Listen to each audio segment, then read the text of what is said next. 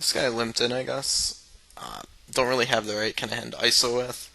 And if I had something like Jack 10 off, I'd probably ISO that here. And here I'm just going to fold this in the big blind. Flop a gutter here. It's pretty shitty gut shot though, so probably just going to check and give up here. Here with the 4-5 suited, we're definitely just going to go ahead and ISO this guy. Last time we ISO'd the Jack 9, he went ahead and folded, so 4-5 suited is going to be a lot better with fold equity than without fold equity. Only way to get fold equity is by taking the initiative, so we might as well just go ahead and do that and hope we don't get limp re-raised. Limping along is definitely an option to keep this player in the pot, but I just, would rather have the initiative with a hand like this that's, not going to flop that many hands with good showdown value. And I'm just going to fold the 10-8 off here. And it's pretty good flop, actually. It's a board that he's not going to connect with very often, and we have a backdoor flush draw and a gutter. So it's about where we have a decent amount of equity. And I'm just going to put in the C-bet here and barrel pretty much any diamond, any 3, like a jack, a queen, an ace, stuff like that.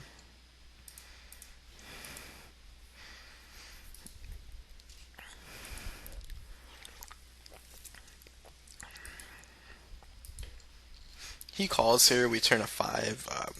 Don't think our 5 is really good that often. He's folding a turn by a decent amount. I think we're going to just keep treating this as like a semi-bluff and bet the turn and try and fold them off like pocket 9s or pocket 8s.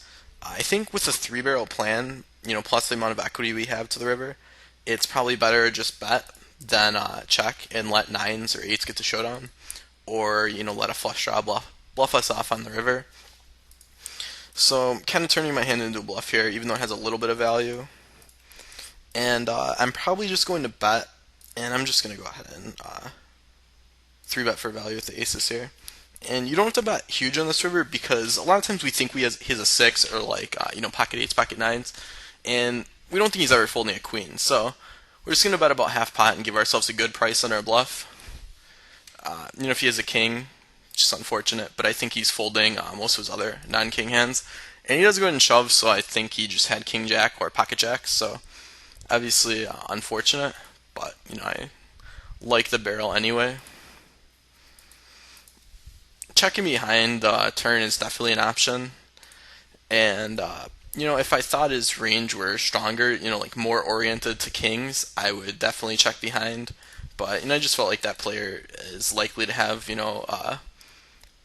let's see, like a 6-7 type hand, like not a 6-5, because he probably would have raised the turn with a 6-5, but some weak hands with some showdown value, maybe like a queen 10 of hearts or queen jack of hearts or something.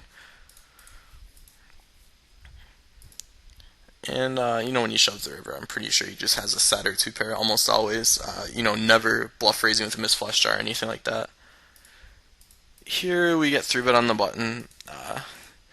Looks like he's not 3-betting a ton, so I think it's, I'm just going to flat here in the big blind. I'm just going to check fold this flop though. We have a shitty gut shot, but that's about it. No backdoors or anything. And I'm just going to fold here. I think a 4-betting is okay here. If it was suited, I would probably go ahead and call. When he checks back here, I think he has like a 10 or a jack a lot. But, he expects me to lead the turn a lot, so I don't think he's necessarily folding those hands. So, my best play is probably just to give up here. If I had, any pair or anything, I'd probably just be leading for value. And here, could have an ace. We could definitely have an ace. I think I'm just going to actually lead the river because I don't think he's ever going to bluff me. And it's definitely conceivable I have something like ace-x suited or something. And, I feel like if he had ace-high, he would just c-bet it because it doesn't have any showdown value on this board. All of his aces that have showdown value, he would definitely bet the flop or the turn with. Like ace-jack, ace-10 would probably bet the turn. Ace-queen would definitely bet the flop. Ace-king is the nuts there, so don't think he has an ace very often himself. I think if he had like ace-5 of, say, clubs or something here, he would realize that he really has no equity and just go ahead and bet the flop. So I think it's a good spot to rep an ace. And hopefully this table doesn't break. I'll play heads up if I have to, I guess. But we're 3-handed on, so it's okay.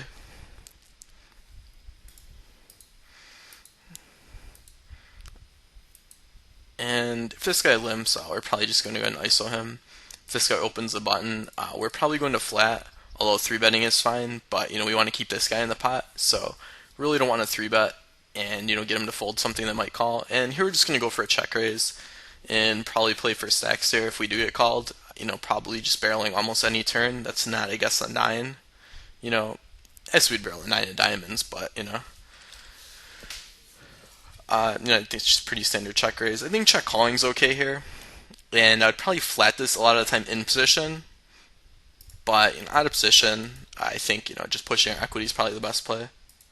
And here I'm just going to go ahead and raise the ace-9 suited from the small blind.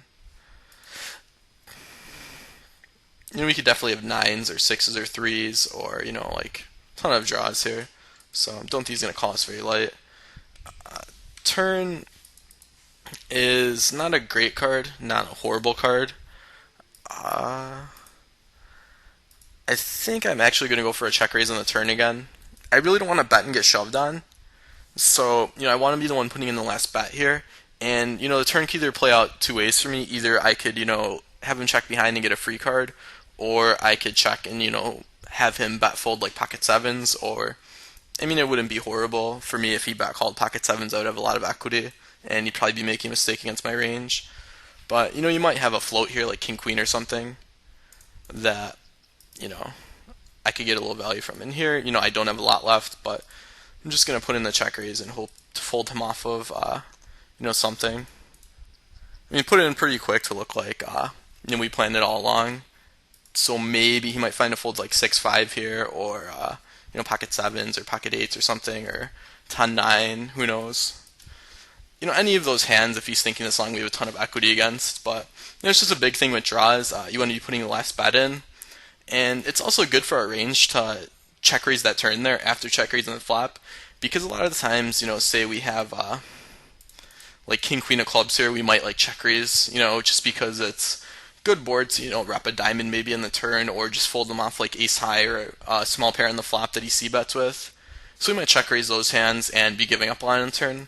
So it's good to have hands like this that can also check raise the turn, and prevent us from just getting floated. And we open here with like jack 4 off, we get let into.